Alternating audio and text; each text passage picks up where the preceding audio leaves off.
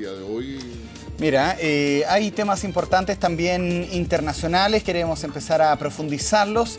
En Venezuela, por ejemplo, continúa la incertidumbre respecto a la salud del presidente Hugo Chávez, quien continúa el tratamiento en La Habana frente a esta ola de rumores que señalan que su estado es más grave de lo que se ha comunicado. Es una de las informaciones que está en desarrollo. Queremos hablar del posible futuro político de Venezuela. Para eso nos acompaña el analista internacional Guillermo Holzman. Guillermo, ¿cómo le va? Feliz 2013. Igualmente para ti, Cristian, y bueno, y para todos los televidentes también y para todo el equipo de TVN 24. Un 2013 que ha comenzado con esta noticia internacional hasta última hora ya, del día 31 de diciembre. No se sabía con claridad el estado de salud del presidente Hugo Chávez.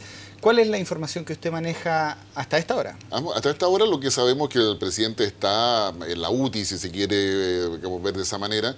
Está en un estado delicado, complejo, tal cual ha señalado el vicepresidente Nicolás Maduro. Y en una situación que su estado de salud lo más probable le impida a todo evento poder asumir legalmente o en persona, ¿no es cierto?, el poder el próximo 10 de enero. Con lo cual ya se empiezan a ver otros escenarios. La salud de Chávez no solamente tiene que ver con el cáncer, sino que tiene que ver con una complicación más sistémica de lo que ha sido su recuperación, una operación que pareciera no haber tenido el éxito esperado y que se ha ido sumando a otras complicaciones que ha ido teniendo su estado de salud, particularmente en términos de no tener suficiente coagulante, de estar sometido a un tratamiento bastante de emergencia que es paralelo a lo que es su recuperación de la operación. Se habla de metástasis al hueso y también de la médula espinal. Con este diagnóstico clínico, ¿qué posibilidad tendría Hugo Chávez de asumir hipotéticamente el 10 de enero o en marzo, de aquí al futuro, de poder gobernar Venezuela? Yo diría que es bastante complejo y bastante difícil. En este minuto, y dado como el mismo Chávez anuncia su operación, la forma en que Chávez establece a un sucesor, político de él, que es Nicolás Maduro, que ya lo instala como el sucesor, quien debe ser el candidato, de alguna forma nos da cuenta de que ya Chávez sabía la complejidad de la operación a la cual se iba a someter y que efectivamente Venezuela tiene ya un diseño en términos de cómo va a ser esta transición institucional con o sin Chávez. Probablemente hay siempre la esperanza, se va a tener de que Chávez efectivamente pueda recuperarse completamente y asumir, pero como de lugar, Chávez ya es el ícono de la revolución bolivariana en Venezuela y en esa perspectiva, institucionalmente, él dejó todo ya amarrado en este último año, desde el punto de vista institucional, desde el punto de vista del apoyo militar, desde el punto de vista del apoyo social, y en esa perspectiva yo diría que lo que acá se está esperando es básicamente saber el estado final. ¿Qué significa esto? Saber si finalmente Chávez logra recuperarse del trance que hoy día está viviendo o si definitivamente va a estar falleciendo en los próximos días. Me están llegando algunas preguntas de Twitter, vamos a empezar a ponerlas en pantalla, a ver si podemos tener esa comunicación con el switch. Y yo quería ver algunos ejemplos de lo que usted está diciendo. Mientras mencionaba ejemplos, se me ocurrió, por ejemplo, lo que pasa con Fidel Castro, que él delega a su hermano Raúl, pero sigue siendo Fidel una especie de luz que guía el camino, como dijeron hace un tiempo atrás. Exactamente, y la verdad que el otro caso también bastante emblemático es el de Mao Zedong, que en su minuto, en su lecho enfermo, ya moribundo, definitivamente decide quién va a ser su sucesor, y siempre es el que habla al último con él. Y en esa perspectiva, lo que Nicolás Maduro lee el día 30 de diciembre en la práctica, como una declaración escrita, muy bien escrita, donde no se sale, no improvisa absolutamente nada, tiene que ver un poco con eso. Él conversó con Hugo Chávez y Hugo Chávez lo vuelve a ratificar a él como el sucesor ideológico y político quien debe asumir la conducción de este proceso revolucionario en Venezuela, y pareciera ver que no hay ni cuestionamiento en torno a eso, ni hay tampoco disputas de poder al interior de Venezuela, no obstante la realidad que se vive o la fragmentación que puede haber tanto en la oposición como también los distintos grupos en el mismo gobierno venezolano. Se denuncia un blackout o un apagón informativo. De hecho, una de las cosas que yo leía durante la jornada, por ejemplo, lo menciona el diario ABC de España, que Hugo Chávez estaría en coma inducido y que se estaría planeando una desconexión el día 7 de septiembre. ¿Rumores O sea, ¿rumor infundado? Yo diría que no. El ABC tiene una muy buena fuente al interior de, digamos, de Cuba que puede dar cuenta de que efectivamente eso es real. O sea, la situación de Chávez es delicada y compleja. Eso ya está reconocido. Y en esa perspectiva, la posibilidad de la sobrevivencia de Chávez depende hoy día nada más de su capacidad como ser humano para poder resistir todo el tratamiento al cual está siendo sometido. Pero igualmente sus posibilidades de poder recuperarse y estar en plenitud para poder asumir el poder en Venezuela, yo diría que son bastante lejanas. Y en esa perspectiva, lo que el gobierno venezolano, como cualquier otro gobierno lo haría, en definitiva va a preparar un funeral o una situación apoteósica, ya sea si se recupera o si efectivamente fallece. Todo lo que está alrededor de esas dos situaciones, que son las que hoy día tenemos como escenarios probables, en definitiva va a estar señalado por una recuperación como que, milagrosa, por una parte, que va a estar muy asociado a toda esa figura, o un funeral apoteósico transformando a Chávez en el ícono que va a estar guiando, como tú bien decías, ¿no es cierto?, dándole a luz a la que es la conducción de la revolución venezolana. Pero de ninguna manera puede ser que haya fallecido y que se esté tratando de ocultar esta información. Lo decía yo porque, por ejemplo, el caso de Corea del Norte, que son países también mucho más estrictos, se informa cuando han fallecido los líderes. Kim Jong-il, por ejemplo, a finales del año pasado. Exactamente. Es muy difícil de que la muerte de Hugo Chávez se pueda mantener en secreto, en secreto informativo, por muchas horas. Lo más probable es que haya un par de horas, 3 horas, quizás máximo 6 horas, donde se prepara todo para poder colocar en escena justamente el anuncio y poder, digamos, cumplir con la estrategia que ya debe estar, digamos, establecida por el gobierno venezolano y por el vicepresidente Nicolás Maduro. Pero en esa perspectiva yo creo que está bastante claro de que eso se va a aprovechar y se va a comunicar muy rápidamente. Mira, a través del Twitter me preguntan qué pasa si es que no pudiera asumir este 10 de enero Hugo Chávez como presidente de la República. Pregunta que hace Benito. A ver, yo creo que hay dos escenarios importantes. Uno, que se debe esperar de aquí al 10 de enero una sentencia del Tribunal Supremo Electoral de Venezuela, en el cual justamente se le ha instalado esa posibilidad. Y eso tiene que ver con la probabilidad de que Nicolás Maduro mantenga la presidencia de la nación por 90 días y que puede ser prorrogada por otros 90 días, 180 días. No obstante eso, si Nicolás Maduro asume como presidente constitucional en virtud de esa interpretación legal que hay en Venezuela, igualmente Maduro debe llamar a elecciones determinado ese plazo. De hecho, el día 5 de enero se constituye el Parlamento. Exactamente, digamos, y el otro escenario tiene que ver con lo que dicta la propia Constitución, en términos de que si el mandatario no se presenta o no está en capacidad física o médica de poder asumir la presidencia, asume como presidente interino el presidente de la Asamblea, que en este caso es Diosdado Cabello, y quien debe llamar a elecciones presidenciales en un plazo de 30 días corridos, lo cual implicaría que en Venezuela habría una elección presidencial antes del 10 de febrero. Y ahí Enrique Capriles tiene las de ganar en el papel por la oposición. No, yo no estaría tan seguro, porque si uno mira, por ejemplo, los resultados en la última elección de gobernadores, en la práctica, ¿qué es lo que tuvimos? Primero, una baja de participación. En segundo lugar, la oposición perdió 4 gobernaciones importantes. El chavismo logra recuperar esas gobernaciones, logra recuperar una mayoría importante en estas elecciones, y Capriles además tendría que ser un candidato, por supuesto, pero a su vez tener una capacidad de cohesión para poder establecer una mayoría que fuese lo suficientemente sólida y creíble. En este minuto, el chavismo sin Chávez tiene que ver además con una preocupación esencial. Si hoy día ganarse Capriles, gran parte de la población lo que va a percibir es que va a perder muchos privilegios o muchos beneficios que le da actualmente el Estado y que ya están consolidados institucionalmente. En consecuencia, este clientelismo que en la práctica ha ido construyendo el gobierno de Chávez juega totalmente a favor de Nicolás Maduro, que sería el candidato natural ya predesignado, ¿no es cierto?, por Hugo Chávez. De hecho, ganaron 20 de 23 departamentos. Exactamente, o sea, por lo tanto tiene una capacidad de movilización territorial. O sea, recordemos que en este último año Chávez ha construido todo lo que necesita Venezuela para poder mantener el proceso revolucionario que él mismo ha conducido. Pero no solamente Chávez tiene influencia en Venezuela, justamente a través del Twitter, uno de nuestros usuarios en directo hace esta, Francisco Orozco. ¿Quién asumiría el liderazgo de esta región? Que mantiene al día de hoy Hugo Chávez de cierta manera liderando a la señora K, A ver, primero, Dilma Rousseff. digamos, si fallece Hugo Chávez, primero viene la parte del duelo y esto se va a empezar ya a jugar probablemente en el mes de marzo. En el mes de marzo, porque ahí vamos a tener reelecto a Rafael Correa, que sería uno de los candidatos. Vamos a tener también lista la elección en Cuba, ¿no es cierto?, donde se elige a la Asamblea Legislativa cubana. Vamos a tener también ya a puerta la elección en Paraguay, ya con el retorno de Paraguay en la práctica a Mercosur y a UNASUR. Y en esa perspectiva, quienes pueden reemplazar el liderazgo de Hugo Chávez dentro de la lógica bolivariana es Rafael Correa o Evo Morales. La mayoría Ortega, que es el presidente de Nicaragua, está mucho más lejano a la lógica correspondiente.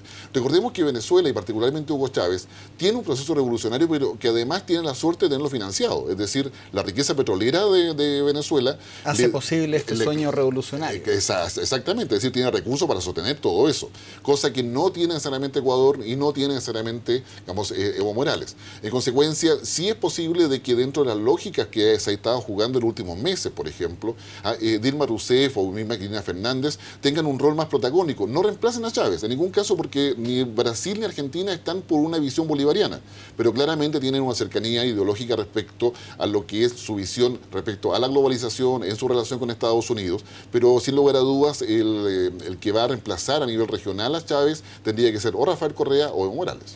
Bueno, justamente usted hace un análisis regional y a través del Twitter, Romy nos pregunta, le pregunto a usted, Guillermo, ¿cómo afectaría la muerte de Chávez a la economía tanto en su país como al continente? El modelo económico venezolano es bastante comparable con una economía centralmente planificada, por utilizar la nomenclatura del siglo XX. Y en esa perspectiva, la economía no va a tener mayores cambios probablemente durante el año 2013. Recordemos que Venezuela hoy día tiene una mayor tasa de pobreza, tiene una mayor tasa de homicidios a nivel regional, y por lo tanto sería esperable que también hiciesen cambios estructurales. Sin embargo, esos cambios estructurales en Venezuela, en definitiva, van a ir siguiendo el mismo camino que han tenido hasta ahora, es decir, una gran concentración de recursos manejados por el Estado con un objetivo político, clientelista, de poder mantener el apoyo social, que va a ser un elemento prioritario para el nuevo gobierno.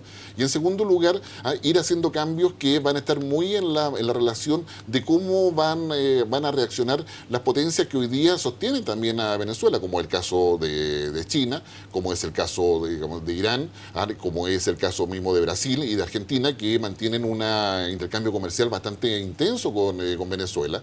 Y en esa perspectiva, lo primero es que la economía venezolana no va a sufrir cambios profundos año 2013, mientras se consolida el apoyo político y las redes políticas al interior de Venezuela. Hay una pregunta que no alcancé a mandarla para el Switch, pero la hace Alejandro Santis.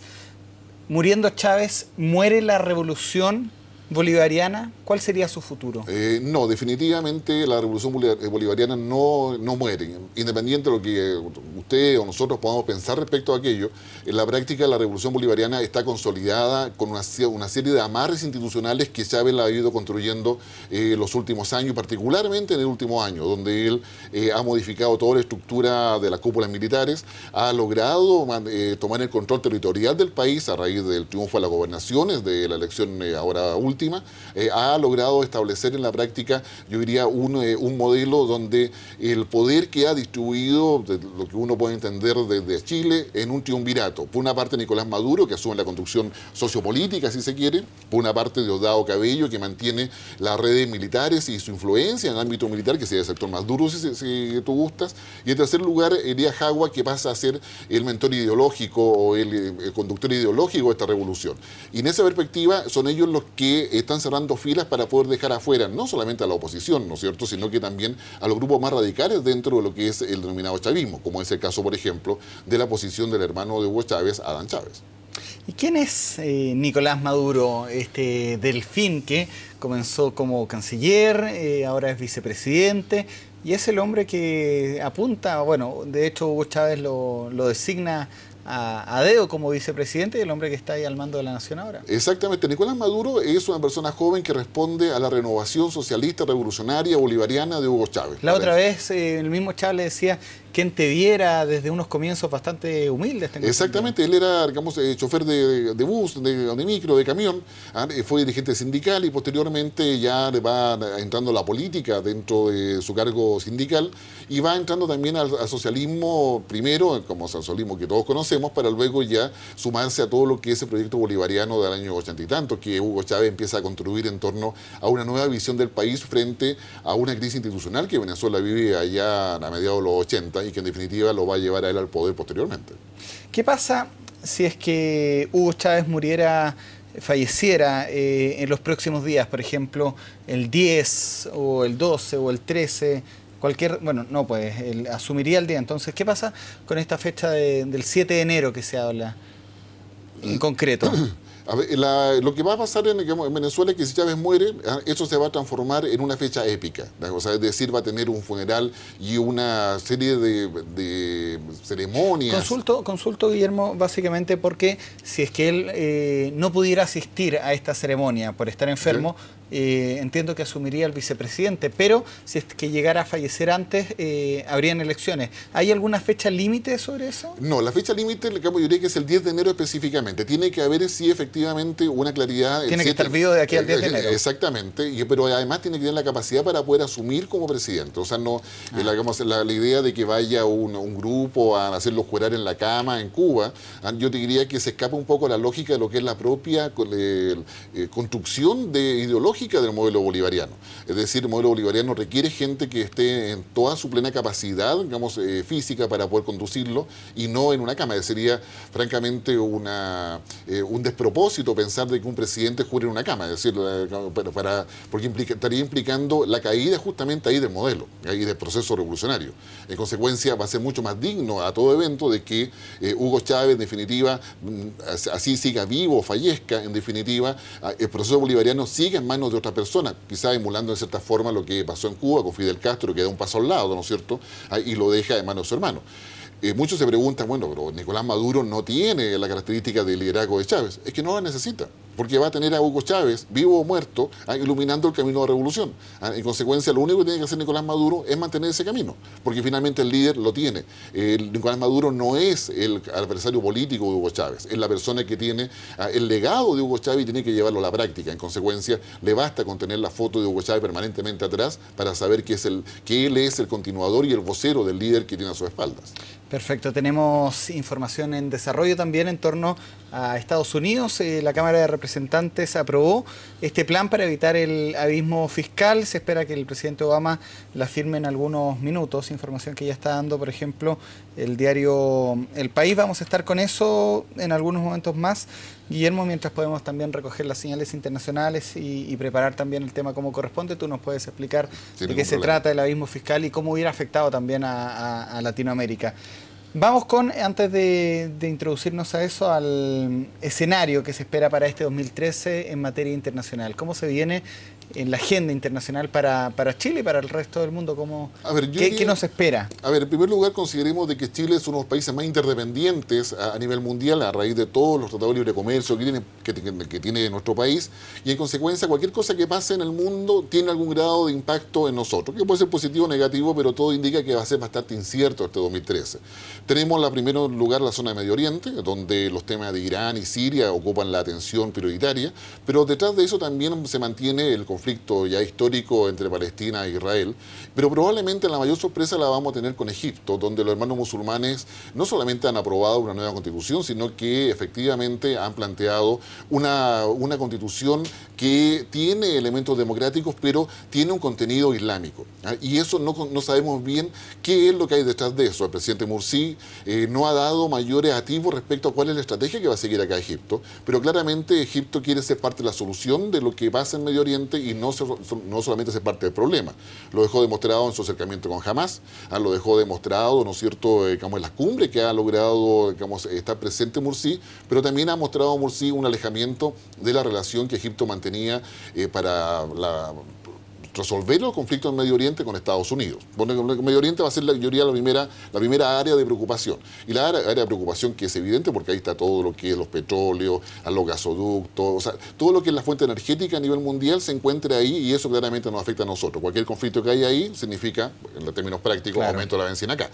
¿Ya? La segunda área es Asia-Pacífico, que probablemente va a ser el área más compleja de manejar, no solamente porque está China, está Corea del Norte, sino que también están las islas que se están disputando Japón y China, y donde eso implica de alguna forma un control relativo de las líneas de comunicación navieras, es decir, por donde pasa gran parte del comercio de Asia hacia Occidente. Y eso, sin lugar a duda, tiene varias aristas importantes. Una de ellas tiene que ver con el crimen transnacional, es decir, todo lo que es contrabando, piratería, y todos esos elementos que están muy presentes en esa zona.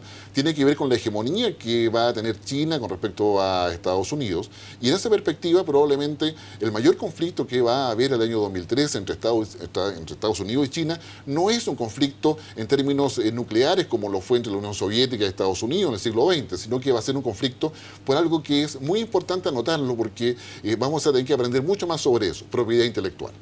O sea, todo lo que es propiedad intelectual respecto a lo que es la necesidad de que China tiene para poder seguir sosteniendo su industrialización, va a ser un elemento que Estados Unidos va a presionar fuertemente a todos los países, y eso conlleva también una zona de seguridad en Asia-Pacífico que va a convocar a todos los países ribereños, y particularmente a aquellos como el caso de Chile, que participamos en la Alianza para el Pacífico, donde está México, Colombia, Perú y Chile, una preocupación importante, y que probablemente nuestro gobierno, nuestros legisladores van a tener que hacerse cargo de varias modificaciones legales durante el año 2013 para dar cuenta justamente de nuestra voluntad para poder apoyar justamente esta visión en términos de propiedad intelectual y estar sumados todavía en lo que es la globalización. Será uno de los temas de este 2013. Así es. El tercer tema es Europa, sin lugar a dudas. ¿Qué es lo que va a pasar con Europa? Y ahí el indicador concreto son dos, básicamente. Lo que pase con España, con Grecia, con Portugal y con Irlanda, por una parte, en términos de si son capaces o no de hacer el ajuste fiscal, y volver a acoplar lo que es lo político y lo económico. En este minuto hay un desacoplamiento en términos de la economía europea, como todos sabemos, pero también hay un desacoplamiento desde el punto de vista político, donde no ha habido una capacidad política real para poder instalar, ¿no es cierto?, la austeridad que está exigiendo el Banco Central Europeo o el Fondo Monetario Internacional. Y lo segundo, que es un indicador importante, es si efectivamente Inglaterra, y cuando hablamos de Inglaterra en realidad estamos hablando de Reino Unido, es decir, si Reino Unido con los Commonwealth, que son los 14 territorios, ¿no es cierto?, de ultramar, y los países que son parte de lo que es el Reino Unido como concepto, como país, en definitiva se mantienen o no en la Unión Europea, y que sería un referéndum al cual Cameron va avanzando raudamente, aun cuando no lo quiera. ¿Y acá en la región? ¿Qué espera para...? Bueno, Chile viene la resolución de La Haya. O sea, para Chile, ¿será lo más importante? Yo diría que va a ser un hecho, sin lugar a dudas, que va a marcar, a todos nos interesa cuál va a ser en definitiva la sentencia de la Corte de La Haya, pero claramente vamos a tener que asumir también una relación compleja a nivel regional, no solamente por la nueva conformación de Mercosur, donde se sumó, digamos, Venezuela, se va a sumar Ecuador, ¿no es cierto?, y donde además Chile tiene en la práctica intereses que, si bien es cierto son limitados, son relevantes desde el punto de vista de cómo nosotros queremos ver la región y de qué forma queremos cooperar dentro de la región. Pero también vamos a tener que asumir, ¿no es cierto?, que América del Sur particularmente, o América Latina, América Central y América del Sur, se van a dividir entre aquellos países que son pro globalización, donde los líderes son Colombia, Perú y Chile, versus aquellos países que no son pro globalización, como es el caso de los países ALBA, ¿no es cierto?, Venezuela, Ecuador, Bolivia, y una posición mucho más crítica de Argentina y Brasil, que están jugando por una hegemonía, por una influencia en la región, pero a su vez también jugando por un espacio a nivel mundial, particularmente en el caso de Brasil. Se viene un año complejo en ese sentido, que si bien es cierto para Chile puede ser muy positivo desde el punto de vista económico, dado la solidez macroeconómica que tiene nuestro país, sin lugar a dudas nos va a costar bastante si eso no va acompañado de una adecuada política exterior para poder manejarnos en un escenario tanto regional y mundial que es por lo menos incierto. Hay una cumbre importante también a final de año, a final de mes, de enero. Así es, entre el 24 y el 26 de enero, si la memoria no me falla, tenemos la cumbre CELAC, que es la Comunidad de Estados Latinoamericanos y del Caribe, que se va a reunir acá en Santiago de Chile. Es una cumbre muy importante, donde además se va a juntar en una conversación directa con la Unión Europea. Y en esa perspectiva yo diría que va a ser relevante, primero porque vamos a estar muy cerca de Europa y probablemente seamos los países de América Latina, aquellos que tenemos mejor posición dentro de la economía mundial, vamos a tener la capacidad de poder quizás ayudar empezar a darle plata a Europa. Quizás como por primera vez vamos a tener esa posibilidad, y a Europa le interesa mucho además poder contar con recursos frescos que no solamente provengan de los bancos centrales europeos. Pero ahí también nos vamos a encontrar con los países de la región. No olvidemos de que Chile va a entregar la presidencia de la CELAC a Cuba. Cuba se hace cargo de eso. En consecuencia, nuestro juego va a ser un juego básicamente de ajedrez, de posicionarnos muy bien, no solamente respecto a Europa, sino que hacerlo también respecto a lo que existe hoy día en la región como dinámica política y económica. Perfecto. Bueno, hablábamos de esta información que está en desarrollo. La Cámara de Representantes de Estados Unidos ha votado a favor del acuerdo para evitar el abismo fiscal. ¿De qué se hablaba cuando era la noticia antes del 31 de diciembre del abismo fiscal? Básicamente que Estados Unidos amaneció durante este 1 de enero en bancarrota. O sea, técnicamente, más que en bancarrota, digamos, no tenía suficientes flujos como para poder sostener la economía propia. Y es un tema no solamente de ítem y presupuesto, sino que es un tema más estructural dentro de la economía. Y todo eso estaba sostenido en el acuerdo que se había tomado con el gobierno de George Bush en términos de poder aumentar el déficit fiscal de Estados Unidos, pero a su vez también llegar a un momento en que eso se iba a parar, y que es justamente este 1 de enero, que en la práctica, digamos, exige con términos concretos una decisión de parte del Congreso. Y el abismo fiscal tenía que ver con dos cosas concretas. Uno, que se había acordado el aumento de impuestos para generar más ingresos, por una parte, y el otro, un recorte muy fuerte del presupuesto que equivalía a prácticamente un 4% del producto de Estados Unidos. En esas dos medidas, según todos los analistas económicos, llevaban derechamente a Estados Unidos a una recesión. ¿Qué significa recesión? Que en la práctica los estadounidenses tienen menos plata para poder gastar, menos acceso a crédito, y con eso consumen menos. Si consumen menos, todos los países que le exportamos a Estados Unidos sufrimos inmediatamente el impacto, porque en definitiva van a comprar menos. Y en esa perspectiva, eso ya era un golpe directo a Europa, que tiene una relación comercial muy directa con Estados Unidos, y por supuesto a aquellos países que tenemos también un comercio bastante intenso con Estados Unidos. Chile, Estados Unidos es uno de nuestros principales socios comerciales, y en esa perspectiva iba a impactar directamente en nuestra matriz productiva, en aquellos productos que nosotros estamos exportando a Estados Unidos. Mire, ya tenemos información que está disponible en el portal 24horas.cl, a ver si podemos leerla para dar en contexto también de lo que estamos hablando. El Congreso de Estados Unidos ha evitado este abismo fiscal. La votación de la Cámara de Representantes aprobó el plan para cancelar los efectos de este llamado descalabro fiscal. Era una votación crucial, tanto así que si se votaba en contra, la primera economía del país podría caer, como lo decías tú, Guillermo, en recesión. Sin embargo, los legisladores aprobaron sin modificaciones el proyecto que evita este abismo, manteniendo las rebajas fiscales para la mayor parte de los estadounidenses. Además, la medida aplaza momentáneamente los drásticos recortes en el gasto público aprobados en el 2011. Este proyecto significa un gran triunfo para el recién electo presidente Barack Obama, quien se espera que se dirija al país en 15 minutos más. Sí. ¿Qué cosa implica esto? Esto implica básicamente de que todos los programas sociales de Obama van a contar con financiamiento. Digamos, y eso para Obama es una muy buena noticia. Es decir, va a poder mantener la ayuda a la tercera edad, va a poder mantener todo lo que es la seguridad social estadounidense, va a poder mantener todo lo que es la ayuda médica, todas las reformas que estuvo desarrollando durante el año 2012, lo que es una gran reforma sanitaria. O sea, va a tener recursos para eso. ¿Dónde se van a aplicar mayormente la rebaja?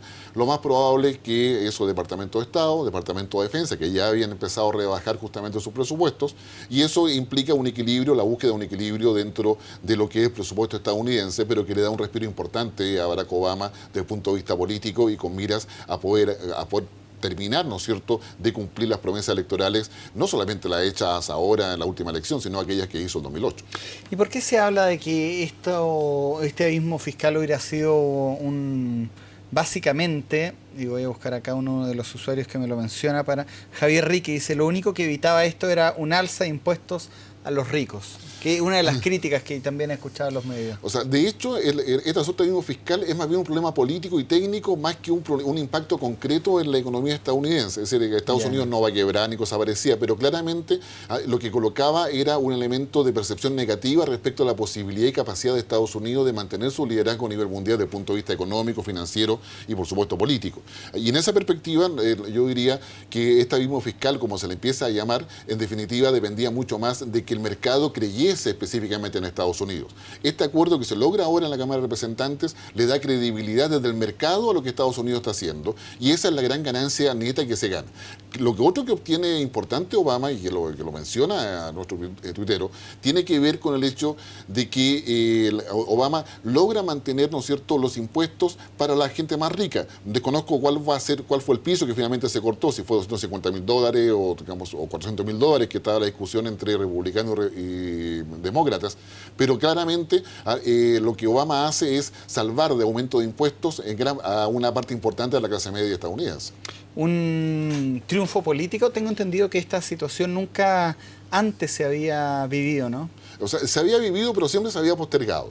Es un triunfo político, además, porque de alguna manera significa doblarle la mano al Tea Party o demostrar que el Tea Party, aquella ala más conservadora dentro del Partido Republicano, no ha tenido la capacidad para poder, digamos, mantener el veto que había logrado construir en las legislaciones anteriores para poder, digamos, darle la pasada a lo que Obama quería hacer. Era un gallito ideológico, si queremos verlo de esa manera, pero claramente con esta votación no solamente Obama puede respirar tranquilo, sino que a su vez logra yo diría, una visión muy concreta en términos de que logra avanzar en una negociación con el Congreso que pasa a ser un elemento muy importante para la imagen de Obama y también para la evaluación que los mercados en el día, ya en unas pocas horas más, van a hacer respecto a lo que esto implica para Estados Unidos y el mundo. ¿Qué se espera que anuncie o que diga el presidente Barack Obama en el discurso de pocos minutos más? A ver, Obama lo más probable es que va a terminar diciendo, primero agradeciendo a los estadounidenses, señalando lo importante que esto tiene para su administración, pero integrando a gran parte de la ciudadanía respecto a lo que significa este triunfo político, porque le da a él la capacidad de que liderando un proceso de negociación logra los resultados y no tiene que esperar la otra legislatura. O sea, la hace con la legislatura que de ya pronto, de hecho mañana, nosotros el jueves, hay cambio de legisladores en Estados Unidos, y lo hace con esta legislatura. Eso sin lugar a dudas es un triunfo, y él probablemente va a dar cuenta de los beneficios que se mantienen, de las cosas que se van a recortar desde el punto de vista presupuestario, pero particularmente del tema de la clase media como un elemento sustantivo de lo que es el triunfo que ha logrado hoy día. Perfecto. Guillermo Holzman, te queremos agradecer. Vamos a estar transmitiendo en directo este discurso de Barack Obama. Es muy tarde, así que también entendemos que tienes que descansar.